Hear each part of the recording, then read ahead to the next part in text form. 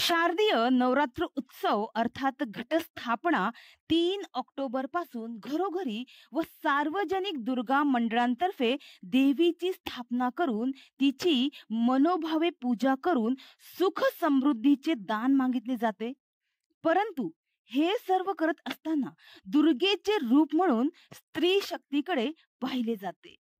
समाजाच्या जडणघडणीत महिलांचे मोठे योगदान आहे आणि त्यातच कबाड कष्ट करून अगदी मेहनतीने अभिमानाने जीवन जगणाऱ्या महिलांची संख्या देखील कमी नाहीये. अशाच एका भाजी विक्री करणाऱ्या ग्रामीण भागातील महिलेचा प्रत्यय मस्ताननाका येथे आला, जिचे गोड हास्य खूप काही शिकून जाते. कितीला? 10 रुपये. तुम्हाला परवडते का? काय करू मग, देऊन टाकतात. अच्छा, हीच शेती लावतात? हा, हे लावतात भेंडी आणि चवली. भेंडी आणि चवली आणि काकडी. हा, काकडी कुठून येतात तुम्ही? पोला. पोला ना? पोला काकडपाडा. पोला काकडपाडा. हा, मग एवढी मेहनत करून सुद्धा असं थकवा नाही जाणवत त्या चेहऱ्यावर? एवढं तुमची असा आनंद आहे ना. आनंद आहे, खूप म्हणजे आनंद वाटतो. पोले या गावची ही महिला आपल्या शेतातील भाजी विक्री करून अभिमानाने जीवन जगत आहे.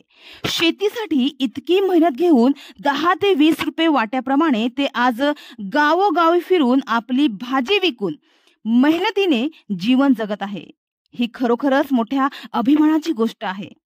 फक्त 10 ते 20 रुपयांची जर तुम्ही त्यांच्याकडून भेंडी भाजी विकत घेतली तर तुमच्या कुटुंबातील 3 ते 4 सदस्य ती आरामात खाऊ शकतात. ते या शेतकऱ्यांमुळे. तर एका ठिकाणी बसून भाजी पूर्ण संपत नाही, म्हणून फिरून जे पैसे भेटले ते पैसे घेऊन घरी जाते, कारण घरची कामे पण करावी लागतात, असे या महिलेने सांगितले. पोला. पोल्यावरून येतात असं? हा. अच्छा, घरी कोण कोण असतं? घरी माझा घरवाला, माझी मुला. अच्छा, असं. सुनबाया. हा ना. हा. मग तुम्ही खूप वर्षापासून भाजी वगैरे विकतात की हा, आता? खूप वर्ष झाले आम्हाला. 10-15 वर्ष जास्ती झाले असतील. हा का? हा, अरे बापरे. भाजी विकतात. मग असं शेती आहे तुमची? हा, शेती आहे. काय बोलतात, धान्य पण लावतात? हा, लावतात.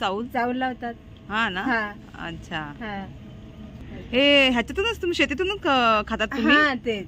अच्छा, म्हणजे ह्याच्यातून जे पैसे भेटले ते? हा, जे भेटले त्यात खुश असतात. हा, खुश असतात असं. मग आता काय काय, आज काय काय आणलंय? आज थोडीशी ती गावठी काकडी आणि भेंडी. अच्छा, भेंडी आणली. हा. मग म्हणजे निघतं का आपल्याला, म्हणजे असं, म्हणजे तुम्ही जी मेहनत घेतात आणि भेंडी लावायला आणि काकडी लावायला जे पैसे लागतात, हा. मग तुम्हाला असं वाटतं का म्हणजे नफा काहीतरी होतो? नफा म्हणजे ते म्हणजे मिळतात असा थोडी युक्तनी. हा हा हा. भेटते. पण थोड्याफार भेटतं तरी हा, पण तुम्हाला थोडीफार समाधान भेटते तरी वाटतं? समाधान वाटते. हा ना. बस झालं असं. म्हणजे तुम्ही काहीतरी पिकून आणि विकताय त्याचं समाधान वाटतं? हा, खुश असतात.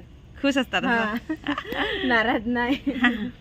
मात्र हे सांगताना या महिलेच्या डोळ्यात जणू मेहनतीचा अभिमान दाटत होता. हे मात्र खरं. तर अल्प कमाईसाठी हे शेतकरी एवढी मेहनत कशी करतात आणि इतक्या मेहनतीनंतरही त्यांच्या चेहऱ्यावर थकवाही जाणवत नाही?